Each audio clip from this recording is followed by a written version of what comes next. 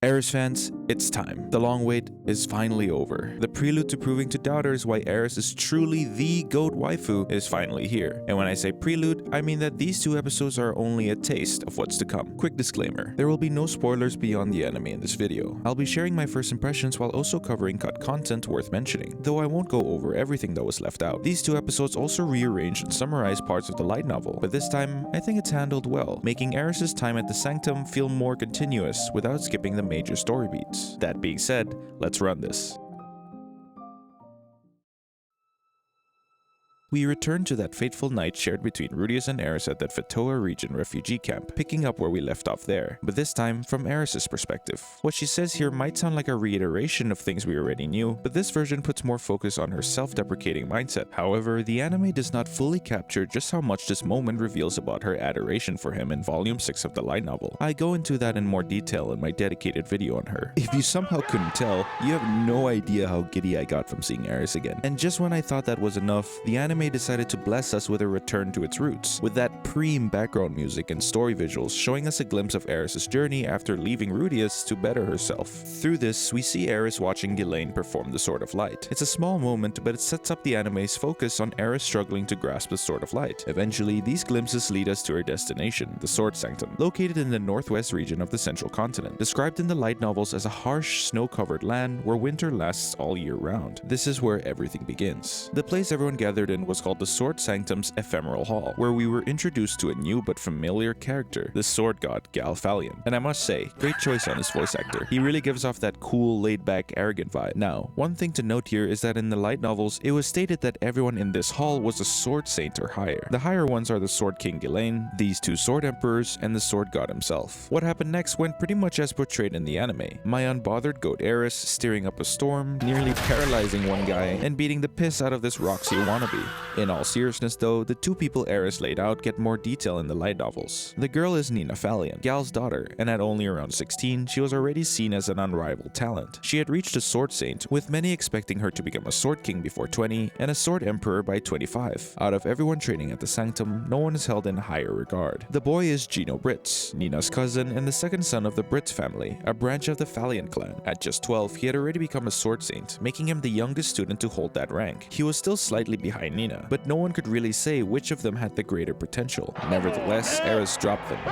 But moving past that, Gal decided to test Eris himself, which prompted Eris to lock in. One detail left out by the anime here is Gal's sword. As stated by Gal, his and Eris' swords were 2 of 48 magic swords created by Julian Heresco, a legendary craftsman of the Demon Realm. Gal's sword was known as Windpipe, which was made from the bones of the King Dragon Kajakut. Don't ask me what he looks like. All we know for now is that the sword looks epic, and him holding it unsheathed holds more weight than you think. In the light novels, it was said that the sword god rarely held a bare sword, except in his mock duels with the sword emperors. The anime actually interestingly expands on this moment. In the light novels, Gal's movement is almost impossible to process. He says, "Let's go," and in that same instant, Eris is already sent flying through the doors and into the snow, almost like a flash step attack. But in the anime, Eris runs towards Gal first, and then they visualize Gal's strike speed through this prismatic afterimage sequence. And while the result is the same, the framing is slightly different. Now, as you already know, Eris gets back up, prompting Gal to accept her as a sword saint and take her on as his direct student. Amidst the disgruntled bunch, one sword saint objected because she hadn't mastered the Sword of Light, but Gal shuts that down pretty quickly. But the light novels adds a bit more nuance here. The guy who objected thinks he only spoke up because of jealousy, and that feeling would just slow his blade down. But apparently, that's not really how the sword god style works. Even raw emotion and desire can be used, if you know how to channel them properly. Quote, "Even the ugliest of motivations could make your sword swifter and more deadly." And that's how Eris formally attained the rank of Sword Saint.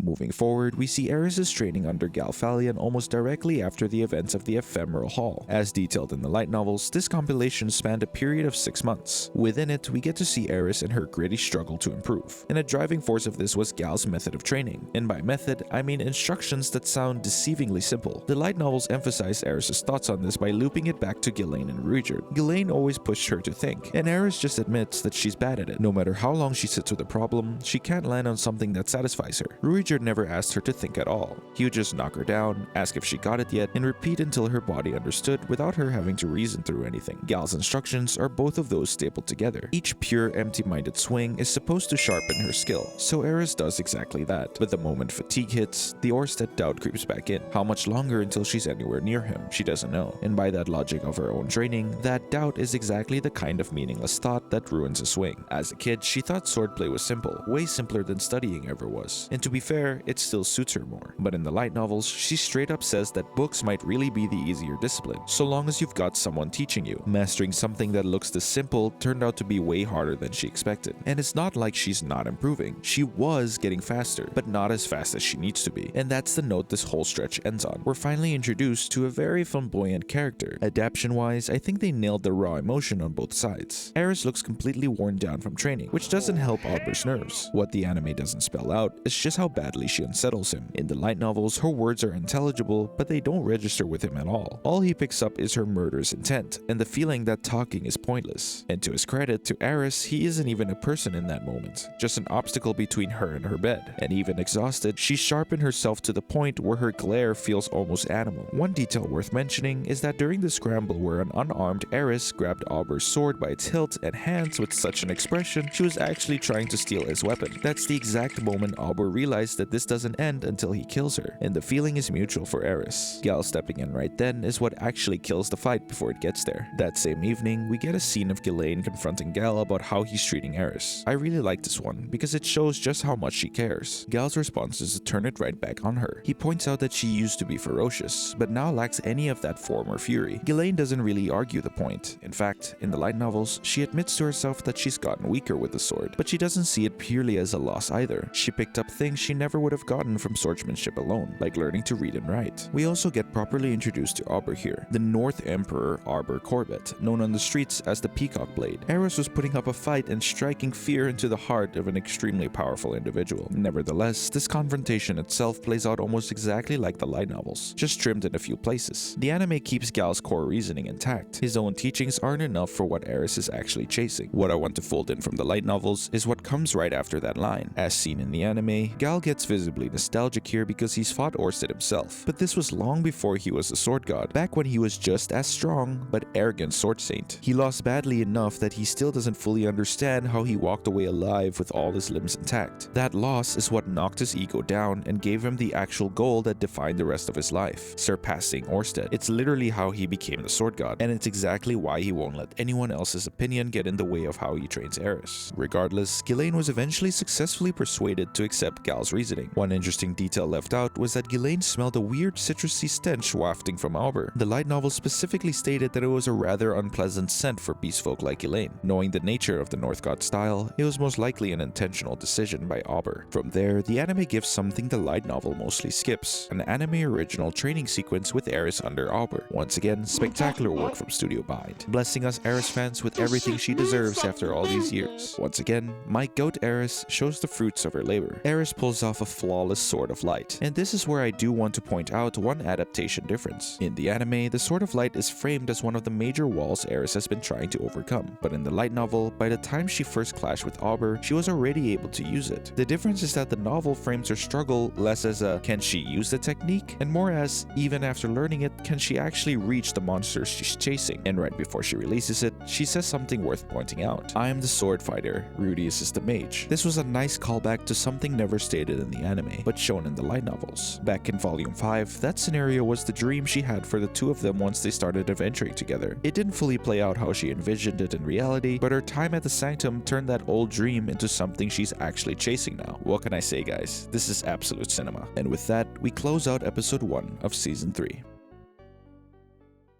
Episode 2 opens with no opening, straight into the content. We get Nina's mindset on relationships first, and it doesn't take long for that to curdle into her taking a shot at Eris. We are already 2 years in since she got her ass handed to her at the Ephemeral Hall, and she still genuinely hates her. What the anime doesn't spell out is just how deep that goes. The light novel makes it clear that Nina had barely spoken to Eris directly during that time. In fact, she actively worked with Gino to make sure none of the younger students gave Eris the time of day either. It didn't really matter though, because Eris couldn't care less. She was training almost exclusively under Ghislaine and the Sword God, and as we know, even sharing a room with Ghislaine, and had zero need or desire to talk to Nina or anyone else. The only time words got exchanged was during the mandatory monthly sparring sessions, and even then, it was just sardonic insults. Eris and Nina were evenly matched in these duels on paper, but Nina's convinced she comes out ahead more often, mostly because proper rules count a loss if you drop or break your sword. Interestingly, that mindset is exactly the kind of softness Gal calls her out for, and it mainly comes from Nina's lack of real experience. That one-sided rivalry is also what's driving Nina's whole approach to romance, or lack of one. She tends to shoot down the idea of romance entirely and instead doubles down on the sword, knowing that the second she gets distracted, Eris will pull ahead. That's the headspace she's in right when Eris walks by mid-conversation. As we see in the anime, Nina isn't just behind Eris in the skill at this point, at least in her own head.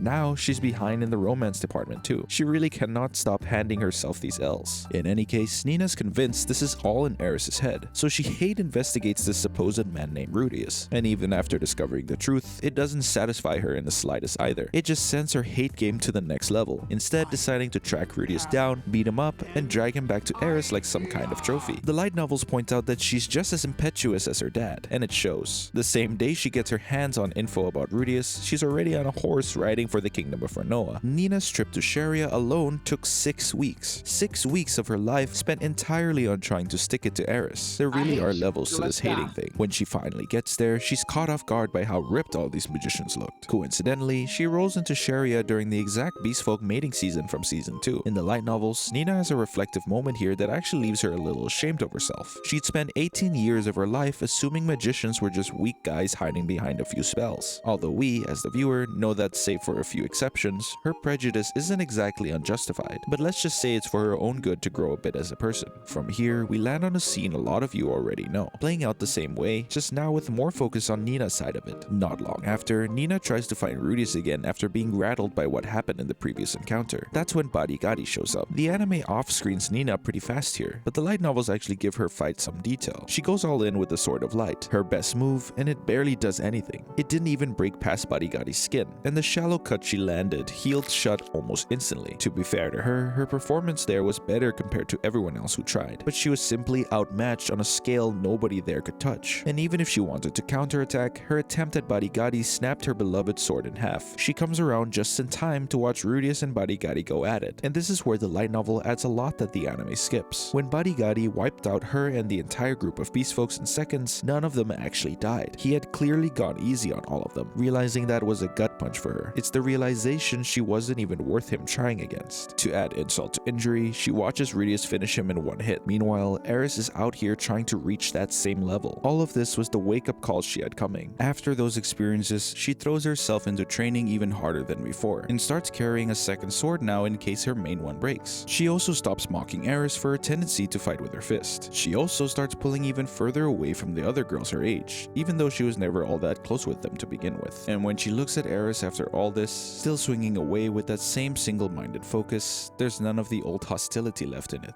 Moving on, before the anime actually introduces us to these two remarkably interesting characters, the water god Rada Leah herself, and her apprentice, the water king Isolde Kluel, the light novel talks about the sword sanctum itself in length. The first sword god founded his school at this location and spent his last years teaching students here. The land it sits on is a land that has changed hands between the great sword styles over generations. Whoever stands at the top has the right to guide and train the sanctum with their respective sword style, which is why so many ambitious fighters come here hoping to train under the strongest, or maybe even replace them one day. On the surface, it looks like a normal town. The catch is that almost everyone there trains in the sword god style, so appearances mean nothing. The most unassuming person on the street could be stronger than the biggest adventurer around. Moving on, according to Rada, just being in the same room as Gal felt like having a blade held to her throat. Rada's the water god, one of only 3 people alive who lead a great style, and age hasn't slowed her down either. She still rates herself as strong as she's ever been, capable of brushing aside any sword that comes at her. But there's one person she's met who's the exception to that, the sword god Galfalion. But who would have thought that someone as strong as Rada would instantly feel the aura of my goat Eris? The light novel actually takes that further than the anime does. The instant Rada lays her eyes on Eris, she gets goosebumps, reacting like she just ran into a wild animal in the middle of the road. She nearly grabs for her own sword out of pure reflex, and the only reason she doesn't is that Isolde beats her to it, which is actually a little embarrassing for her specifically, since water god style practitioners are supposed to stay completely completely composed no matter what, and how rattled she got in that moment almost broke that rule on its own. Reida realizes whatever's burning behind Eris's eyes, something closer to a starving animal than a person, makes her a lost cause for the water god style. Gal already knows that though, and then Gal actually says who Eris is reaching for. Understanding this, Reida agrees to Gal's proposal, but with conditions. Reida had her own reason for making the trip too. Isolde is her prized pupil in her style, but without a real rival to push against, her growth had basically stalled out over the past year, and she's gotten a little too comfortable with herself. Reida figured a real loss would do her some good in the long term, and even if nobody at the Sanctum could deliver that, getting to spar with Gal himself would still make the trip worth it, since the whole philosophy of the water god style is built around getting stronger by fighting people stronger than you. None of that reasoning makes it into the anime explicitly though. The closest we get is Isolde's sass thrown at Eris and Nina about it not being much of a fight since they're only saint ranked. That's the one moment this whole overconfidence vibe is displayed to us. And well, although I already know what happens in this scene, it still hurts to see my goat Eris lose so soundly. The anime gave me what I wanted to see though, the bout itself animated beautifully, and we even got what it feels like an intentional callback to what Paul did to Rudius all those years ago, using the same water god style. RIP man. But what it didn't fully pick up was certain intricacies regarding the players involved. In the light novels, over roughly the 30 minutes the bout lasts, Eris died close to 100 times. Despite that, Eris's skill level is described as seriously formidable. Years of solo training gave her speed and power close to Ghislaine, along with an irregular rhythm that makes her attacks hard to read. Since training with Auber, she has also folded in some North God style tricks, adding to her unpredictability. She's described as stronger than an average sword saint at this point. Nevertheless, Isolde blocked and countered everything. But as we know, Isolde's smugness doesn't last long. Nina one-shots her immediately after. It is described in the light novels that Isolde fully believes that the sword god style was just brute force and speed with no real technique behind it. Luckily, Nina was there to disprove that instantly. Now, the anime describes how the trio's dynamic works a little more later, but right now, I want to touch upon Reida's thoughts on the entire thing from the light novels. She had fully expected this outcome to happen. Eris is strong with real potential, but her unfiltered fury is easy prey for the water god style. As for Nina, Reida attributes the win to humility versus pride. Nina, kept in check by having a rival like Eris around, trained hard without letting her skill go to her head. Isolde didn't have that same check on her, so she neglected her training out of overconfidence. There's also a technical breakdown of the fight itself. Nina's strikes were actually a bit slower than Eris's, and Eris's strikes were much stronger, but Nina's attacks carried no emotion at all. Isolde had nothing to read off her, and was likely unconscious before she even registered Nina moving. The next scene takes place about a month after this training arrangement starts, once their weird three-way deadlock has fully settled in. I'd say the anime adapted their post-fight analysis sessions pretty well, and my coverage through Reida's perspective already gets the gist of it, but there are still a few details worth mentioning. During their talks, the topic of Eris's 24/7 rage was touched upon from multiple aspects. Nina specifically couldn't fathom why Eris walks around furious by default, even when there's no enemy in front of her. Not that she said that out loud though, but when Isolde points out her hostility as a flaw in a constructive manner, Eris admits internally that she seriously doesn't actually know how to suppress it. Ruijerd, when he trained her, never asked her to hide her aggression. In fact, he trained her to use it, so she's never had a reason to control it before. She still sees her hostility as a resource rather than a flaw to fix. Furthermore, Eris feels that her current tension is fine as it is, because the more she trains here, the more she understands how truly far ahead Orsted is. Moving on, the technique she tells Nina about was actually a sophisticated technique developed by demonkind warriors, becoming a conscious application of certain subtle actions that experienced swordsmen usually only do unconsciously. As a result, Eris has no way of explaining the theory behind it herself. But moving past this, we get probably the most fun part of the episode for me, the trio hunting monsters to make Eris's coat. The coat itself, as a symbol of reaching Sword Saint, isn't an anime original thing, but the material hunt behind it, basically a whole initiation process, isn't something the light novels describe, and as a light novel reader, seeing that added was pure joy. Now, the reasons why Eris hasn't even heard of such a thing are logically due to her non-rational training routine, which isolates her from the norms of initiations in the Sword God style, but I'm more inclined to believe that she just wanted to look as cool as Ghislaine, and maybe a little bit of jealousy. Before the hunt even starts, it's a nice detail to see Eris sizing up the terrain, which could change how the whole fight's going to play out. It was also really cool to see how Eris surprises Nina and Isolde with her ability to use magic. Well, Nina's the most surprised out of the two, because we can see her visibly flinch at the mention of Rudius. But what really matters here is what Isolde and Nina notice from Eris's monologue glazing Rudius, but that's something touched upon later. As for what they're actually hunting, I couldn't pin down the exact monster. All I've got is that these are high-tier magical beasts, with pelts tough enough to be worth turning into a coat. Then the fight itself kicks off. It was so awesome to see this sequence, not just for the animation, but for how deliberately the choreography reflects each of their fighting styles. Eris fights aggressively, directly, and unpredictably. We even get to see the technique she told Nina about earlier actually put to use here. Higher tier monsters in this world are smarter than your average wild beast, so watching Eris bait one into striking first is as much as a testament to her instincts as it is her swordplay. Nina's style, by comparison, felt like pure efficiency. No wasted movement, just the fastest route to killing whatever's in front of her. Isolde doesn't need any explanation, considering the counter-attacking nature of the water god style. But what stood out to me is that outside of the initial approach, her movements didn't involve a lot of running at her opponents like Nina and Eris's do, just swift, minute movements to perfectly counter the monsters. Not just that, the subtle foreshadowing of Eris looking up at the icefall came to fruition here, using it as leverage to end multiple of the monsters at once.